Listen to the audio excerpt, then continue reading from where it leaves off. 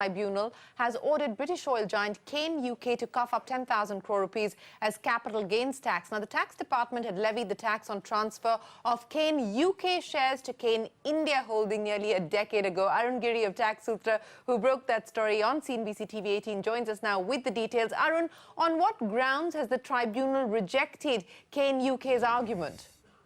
A big shot in the arm for the tax department from the income tax appellate tribunal. Very important for all our viewers to know that the capital gains tax levied by the income tax department pertain to interstate transactions between different Cairn group companies. So Cairn UK Holdings sold its shares in Cairn India Holdings to another Cairn entity in India called Cairn India Limited.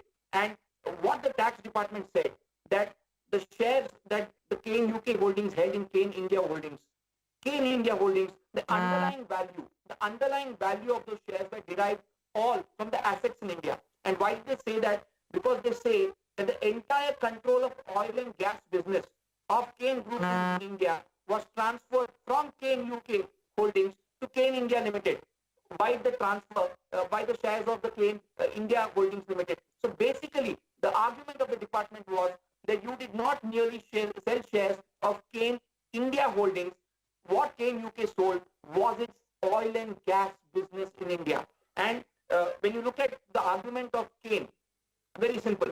They said this is a mere group restructuring and there is no change of management or control. And therefore, no capital gains tax should be levied. The tribunal rejected that argument on a very important premise. The tribunal concluded in its 166 pages order, it said that this is not a mere group restructuring, but Cairn UK Holdings actually, while these series of transactions, it culminated into an IPO of Cairn India, and that is where Cairn UK made a big windfall gain, a substantial gain running into billions of dollars, and that cannot be called a mere gain from a restructuring. That actually led to the tribunal concluding against Cairn UK. Very interesting point.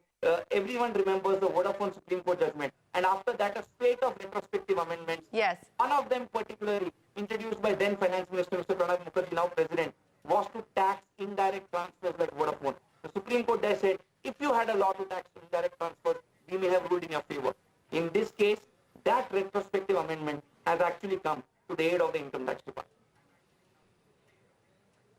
Well, Arun, thanks very much for